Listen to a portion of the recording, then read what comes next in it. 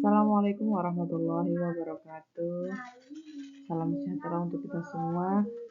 Kembali lagi bersama saya, mahasiswa PJJ Yayan Syekh Nur Jati Cirebon, kelas A21. Kali ini akan menjelaskan sedikit tentang sistem kesenian di Cirebon 1.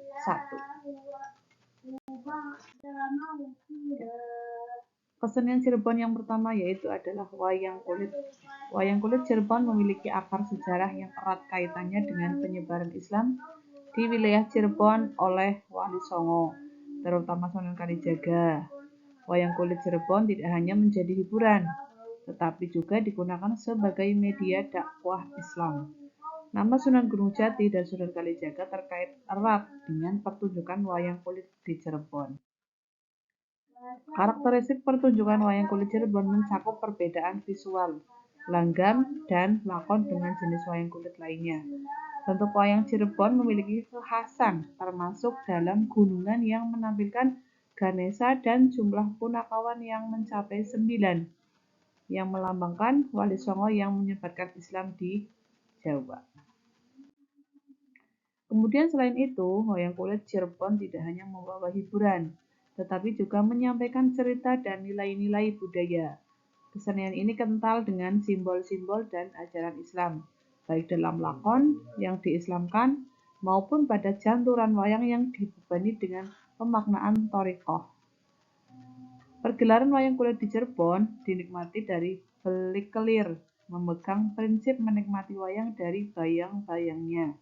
Dengan demikian, wayang kulit Cirebon bukan hanya seni pertunjukan, tetapi juga warisan budaya yang memegang peranan penting dalam menyebarkan nilai-nilai Islam dan pemeliharaan tradisi di masyarakat Cirebon. Kemudian kesenian yang kedua yaitu wayang kulit cepak. Wayang golek cepak atau wayang papak merupakan jenis kesenian wayang yang berkembang di wilayah Cirebon dan sekitarnya. Bentuknya mirip dengan wayang golek purna Sunda, namun memiliki mahkota kepala yang rata atau cepak. Sejarah wayang cepak dimulai pada tahun 1553 ketika Sunan Giri membuat wayang tangan kayu untuk dakwah Islam pada siang hari. Inovasi pada wayang kayu oleh Sunan Kudus kemudian populer di wilayah pantai utara Jawa, khususnya Cirebon, dan dikenal sebagai wayang cepak. Pada masa Kesultanan Cirebon, pertunjukan wayang cepak digunakan untuk menyambut mu'alaf dan meramaikan acara sunatan anak-anak.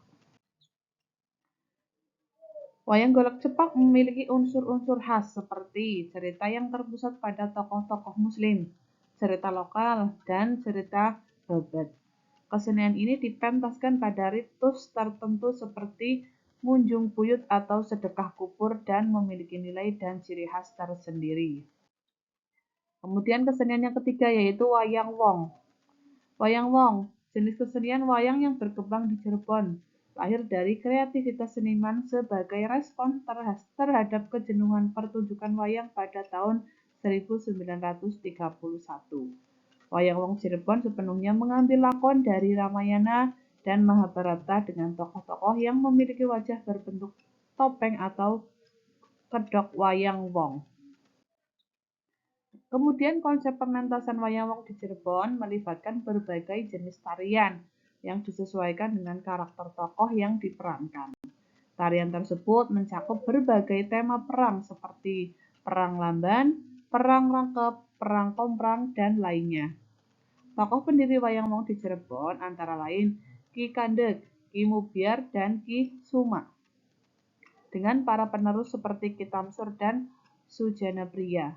Unsur-unsur intrinsik dalam pertunjukan wayang wong melibatkan tema, alur, penokohan, latar, tegangan, pusat pengisian, dan gaya bahasa. Kemudian konsep lakon dalam wayang wong mencakup alur atau plot yang menciptakan efek tertentu dengan mempertahankan hubungan temporal dan kasual. Tokoh dan penokohan menjadi unsur penting, di mana karakter tokoh mencerminkan pribadi atau watak manusia dalam kehidupan sehari-hari. Selain itu, tema dan amanat dalam wayang wong menjadi elemen kunci yang diungkapkan baik secara tersurat maupun tersirat. Tema sebagai gagasan utama dalam karya sastra dapat bersifat tersurat jika jelas dinyatakan oleh pengarang atau tersirat jika tidak secara tegas dinyatakan. Keseluruhan cerita membangun tema yang memainkan peran penting dalam membentuk dan mengarahkan arah cerita. Sebagai kesenian tradisional, wayang wong Cirebon tidak hanya menjadi bagian dari warisan budaya, tetapi juga menyajikan kekayaan seni yang kompleks, melibatkan unsur-unsur struktural yang mendalam dalam pertunjukannya. Kemudian kesenian yang ketiga yaitu lukisan kaca. Lukisan kaca sebagai bentuk seni lukis yang berkembang pada media permukaan kaca, memiliki sejarah dan karakteristik unik.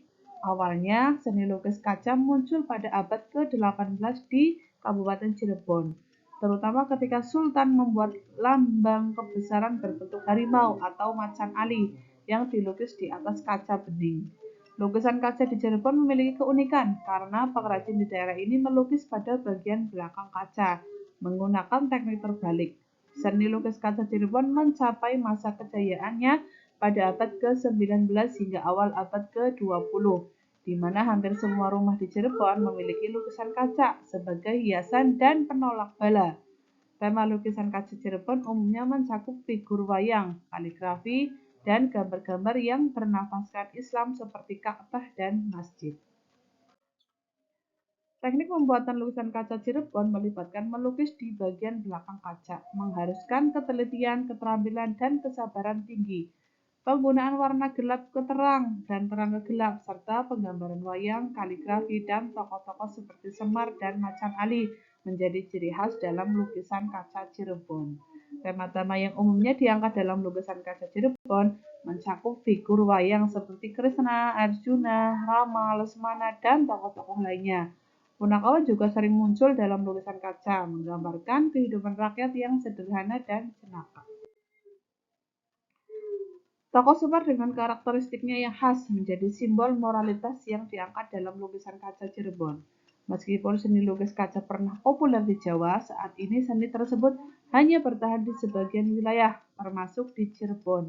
Lukisan kaca Cirebon tetap dianggap sebagai cindera mata khas yang memiliki nilai budaya dan religius yang kuat, menjadikan bagian integral dari warisan seni dan budaya Cirebon. Ya, itulah sistem kesenian di Cirebon satu, yaitu yang pertama ada wayang kulit, yang kedua ada wayang golek sepak, yang ketiga ada wayang wong, dan yang terakhir ada lukisan kaca. Ya. Dari awal sampai akhir, apabila ada kata-kata yang kurang berkenan, mohon maaf yang sebesar-besarnya. Terima kasih. Wabillahi taufiq wal hidayah. Wassalamualaikum warahmatullahi wabarakatuh.